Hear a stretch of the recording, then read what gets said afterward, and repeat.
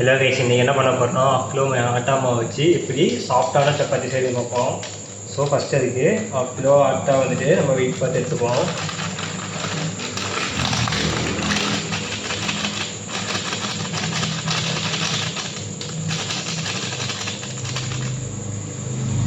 பார்த்தீங்கன்னா இப்போ 500 கிராம் ஆட்டா வச்சுருக்கேன். ஸோ இதுக்கு என்னென்ன ஆட் பண்ணணும், எப்படி மாவு மிக்ஸ் பண்ணுன்றதை நான் காட்டுறேன். இப்போ பார்த்தீங்கன்னா கிலோவுக்கு 500 ml தண்ணி ஊற்றணும். ஸோ இப்போ 1/2 kgன்றதுனால ஃபஸ்ட் இதுக்கு 250 ml தண்ணி ஊற்றிப்போம்.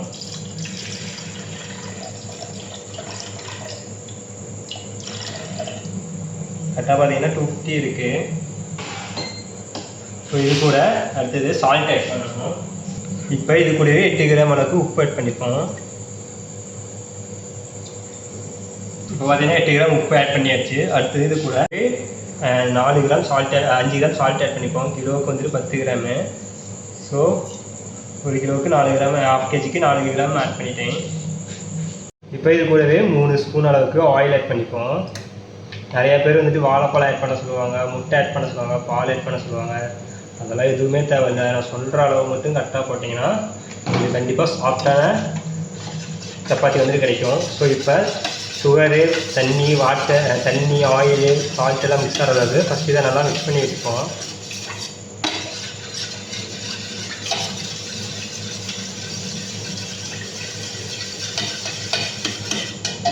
எல்லாமே நல்லா மிக்ஸ் பண்ணி வச்சாரு. ஸோ இப்போ வந்துட்டு இப்போ எடுத்து வச்சுருக்க ஆட்டாவில் சென்ட்ரல் லைட்டாக புளியாக்கி விட்டுட்டு எடுத்து வச்சுருக்க தண்ணியை ஃபுல்லாக ஆட் பண்ணிப்போம். இப்போ ஆட் பண்ணிட்டு இப்போ நல்லா மிக்ஸ் பண்ணி விட்டுப்போம் ஒன்றோட ஒன்றா. ஸோ இதில் வந்துட்டு நீங்கள் தண்ணி பற்றாமல் போகும் அப்படின்ற கவலையே வேணாம். நான் சொன்ன கிராம் வந்துட்டு கரெக்டாக மெஷர்மெண்ட் இருக்கும். நான் சொன்ன அளவுக்கு ஊற்றுனீங்கன்னா கரெக்டாக இருக்கும். வேறு எந்த அளவுக்குமே தேவையில்லை. இப்போ நீங்கள் இதுவே பவுலில் எடுக்கிற மாதிரி இருந்தால் ஒரு பவுலுக்கு 1/2 பவுல் தண்ணி எடுக்கிற மாதிரி இருக்கும் எடுக்கிற பவுலுக்கே. அப்படி எடுத்திங்கனாலும் உங்களுக்கு மேக்ஸிமம் கரெக்டாக தான் இருக்கும். மேபி தண்ணி பற்றாமல் போகும். ஸோ அதை மட்டும் கரெக்டாக பார்த்துக்கோங்க. ஸோ இந்த மாதிரி கையை வச்சு நல்லா கிளறி விட்டுக்கோங்க. ஸோ இப்போ இருக்க பேலன்ஸ் தண்ணி ஊற்றிட்டு நல்லா மிக்ஸ் பண்ணி விட்டுப்போம் ஒன்றோட ஒன்றா. ஸோ ஃபஸ்ட்டு எப்போவுமே மாவை வந்துட்டு தண்ணி கூட லைட்டாக நல்லா மிக்ஸ் பண்ணி விட்டுருந்தோம். அதுக்கப்புறம் தான் நல்லா பிசைய ஆரம்பிக்கணும். ஸோ பார்த்தீங்கன்னா ஒன்றோட ஒன்று மாவு நல்லா மிக்ஸ் ஆகிடுச்சு. ஸோ இப்போ என்ன பண்ண போகிறோம்னா நல்லா இந்த மாதிரி நல்லா மாலிஷ் பண்ண போகிறோம். ஸோ ஒரு 5 நிமிஷம் நல்லா இந்த மாதிரி நல்லா மிக்ஸ் பண்ணி விடணும். வீட்டில் டேபிள் இருந்தால் டேபிள் மேலே போட்டு நீங்கள் இப்போ நல்லா மாலிஷ் பண்ணலாம். இல்லை டேபிள் இல்லைன்ற பட்சத்தில் நீங்கள் எந்த பாத்திரத்தில் மாவு மிக்ஸ் பண்ணுறீங்களோ அதே பாத்திரத்துலேயே நல்லா மிக்ஸ் பண்ணி விடுங்க இந்த மாதிரி. ஸோ இப்போ நம்ம டேபிளுக்கு மாற்றிப்போம். இந்த மாதிரி போட்டுட்டு நல்லா மிக்ஸ் பண்ணி விடுங்க. ஒரு 5லேருந்து 10 நிமிஷம் அந்த அளவுக்கு நல்லா கசனிங்கனாலே உங்களுக்கு நல்லா சாஃப்டானதாக வரும். ஸோ அதேமாரி இதுக்கு ப்ராப்பர் ரெஸ்டிங் டைமே வரும். ஒரு 10 நிமிஷம் நல்லா ரெஸ்டிங் விட்டுட்டு நீங்கள் ஈர துணியோ இல்லை நார்மலாக பிளாஸ்டிக் கவரை போட்டோ மூடி வச்சிங்கனாலுமே காணுமானது. ஸோ இந்த மாதிரி நல்லா மிக்ஸ் பண்ணி வச்சிங்கன்னா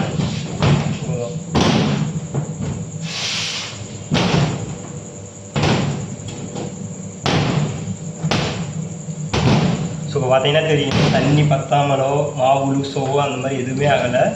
ஸோ நல்லா மிக்ஸ் பண்ணி விட்டுக்கணும். அது மட்டும் பார்த்துக்கோங்க.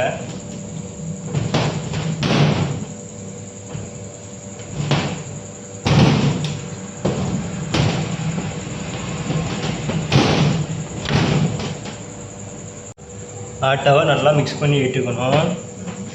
எந்த அளவுக்கு நீங்கள் நல்லா மிக்ஸ் பண்ணி விட்டீங்களோ அந்தளவுக்கு உங்களுக்கு வந்துட்டு சாஃப்டாக வரும். இது வந்துட்டு ஒரு முட்டைக்கறி கூடிய ஆல்ரெடி வீடியோ ஒன்று போஸ்ட் பண்ணியிருப்பேன். சப்பாத்தி கூட ஏற்ற மாதிரி பஞ்சாபி தாபா ஸ்டைல் முட்டைக்கறின்னு சொல்லி ஒன்று ஆட் பண்ணியிருப்பேன். அதேமாரி வெள்ளைக்கலர் குருமா, எக் குருமாவும் ஆட் பண்ணியிருப்பேன். அதேமாதிரி அதெல்லாம் ஃபுல்லாக சாப்பிட்டீங்கன்னா சூப்பராக இருக்கும். ரெண்டாவது அதில் சிக்கன் கறி கூடயும் சூப்பராக இருக்கும்.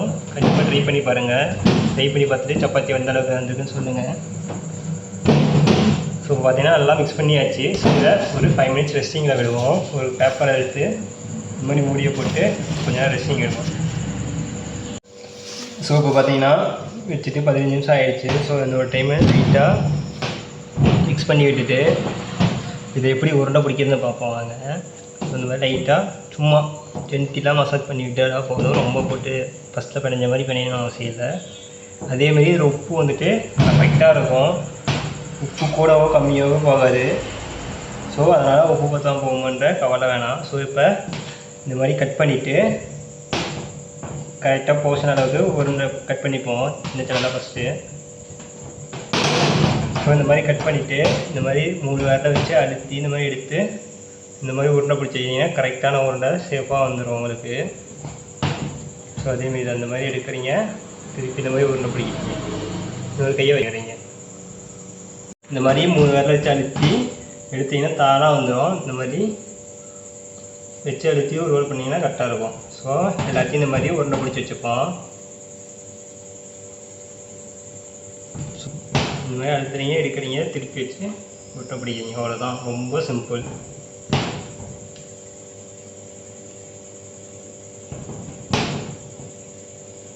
ஸோ கண்டிப்பாக ட்ரை பண்ணி பாருங்கள், சூப்பராக இருக்கும்.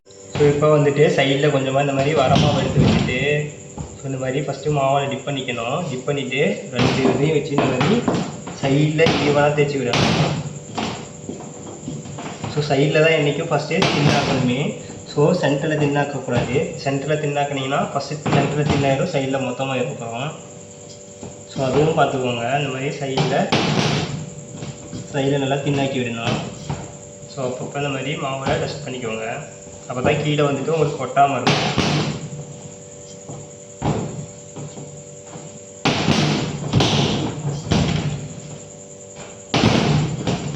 ஸோ இந்த மாதிரி ஈவனாக சைடில் என்ன இருக்கணும் தேய்ச்சி விட்டிங்கன்னா கரெக்டாக இருக்கும்.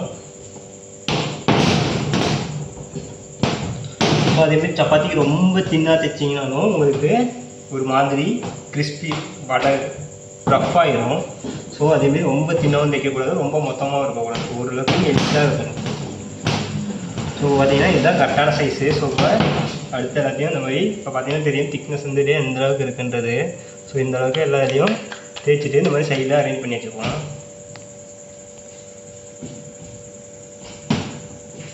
ஸோ ஃபஸ்ட்டு எப்பவும் போல் மைதாவில் இந்த மாதிரி ஆட்டால் டஸ்ட் பண்ணிவிட்டு இந்த மாதிரி ரோல் பண்ணிக்க வேண்டியதுதான். 2 கையும் இதெல்லாம் வச்சுட்டு இதுவுமே கொஞ்சம் ஈஸியாக அப்படி இது ரோல் பண்ணிங்கன்னா அழகான ரவுண்ட் ஷேப்பில் உங்களுக்கு தாராளம் வரும். அப்பப்போ மைதா மட்டும் ஆட்டா மட்டும் இந்த மாதிரி டஸ்ட் பண்ணிக்கணும்.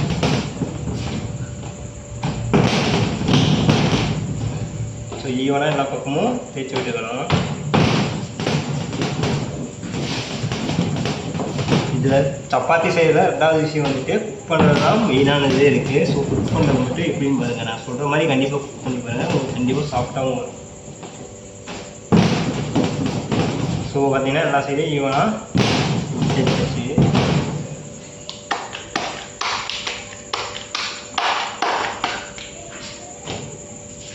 வீட்டில் தவாவோ தோசைக்கெல்லாம் இருந்தால் ஃபஸ்ட்டு அதை நல்லா ஹீட் பண்ணிவிட்டு ஃபஸ்ட்டு இந்த மாதிரி 1 by 1 தேய்ச்சி வச்சுருக்க சப்பாத்தியை அரேஞ்ச் பண்ணிக்கணும். மைதா போடுறதுக்கு முன்னாடி எக்ஸ்ட்ரா மைதா இருந்துச்சுன்னா லைட்டாக அந்த மாதிரி டஸ்ட் பண்ணிவிட்டு உதறி விட்டுட்டு இந்த மாதிரி 1 by 1 அரேஞ்ச் பண்ணிக்கோங்க.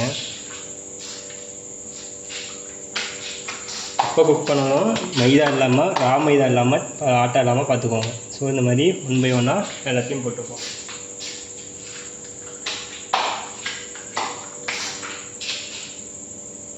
ஸோ இந்த மாதிரி போட்டுட்டு எவ்ரி சைடு வந்துட்டு ஒரு 1 minute விட்டு 1 minute திருப்பி விடணும். ஸோ இப்போ 1 by 1 minute ஆகிடுச்சு, திருப்பி போட்டிங்கனாலே தெரியும். ஸோ இந்த மாதிரி 1 by 1 திருப்பி போட்டுப்போம். ஃபஸ்ட்டு எப்போவுமே இந்த மாதிரி லைட்டாக கோல்டனாக ஆகிறதுக்கு முன்னாடியே நம்ம திருப்பி போட்டுருந்தோம். ஸோ அப்படி திருப்பி போடும்போது தான் உங்களுக்கு நல்லா டபுள் சைடு ஈவனாக குக் ஆகும். ஆட்டாவை பொறுத்த வரைக்கும் மைதா வந்துட்டு டிஃப்ரெண்ட் ஸ்டோரி, அது குக் பண்ணுறது ரொம்ப ஈஸி, அது யாரும் குக் பண்ணலாம். ஆட்டா குக் பண்ணுறது ரொம்ப கஷ்டம், அது மட்டும் கொஞ்சம் கேர்ஃபுல்லாக அப்பப்போ திருப்பி போடுறத மட்டும் பார்த்துக்கோங்க.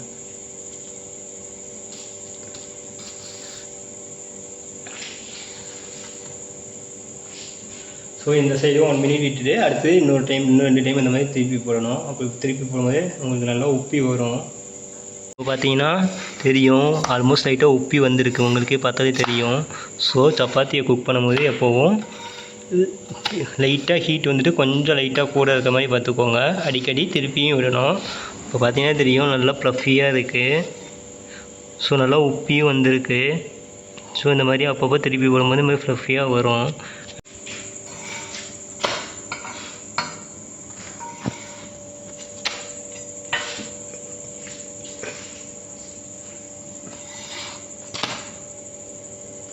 ஸோ அதே டைமில் வீட்டில் டிஷ்யூ பேப்பர் அட்லீஸ்ட் ஒயிட் ஒரு காட்டன் கிளாத் இருந்துச்சுன்னா இந்த மாதிரி அப்பப்போ லைட்டாக அமுத்தி விட்டாலுமே உங்களுக்கு பார்த்தீங்கன்னா தெரியும் அந்தளவுக்கு உப்பி வருதுன்றது அழுத்தும் போது லைட்டாக அப்பப்போ அழுத்தி விடணும், அப்பப்போ திருப்பி விடணும். ஸோ இதெல்லாம் டிப்ஸு யாரும் சொல்ல மாட்டாங்க, நான் சொல்லுவேன். பார்த்தீங்கன்னா தெரியும் அந்தளவுக்கு உப்பி வந்திருக்குன்றது. ஸோ இப்படி அந்த மாதிரி துணியை காட்டன் கிளாத் இருந்தாலோ அல்லது வேறு துணி இருந்தாலும் சரி இந்த மாதிரி மேலே அப்பப்போ வச்சு அழுத்தி விட்டிங்கன்னா கண்டிப்பாக உங்களுக்குமே சப்பாத்தி வந்துட்டு உப்பி தான் வரும். ஸோ பார்த்திங்கன்னா நம்மளோட சப்பாத்தி வந்துட்டு ரெடி ஆகிடுச்சு. ஸோ இப்போ எல்லாத்தையும் எடுத்துப்போம்.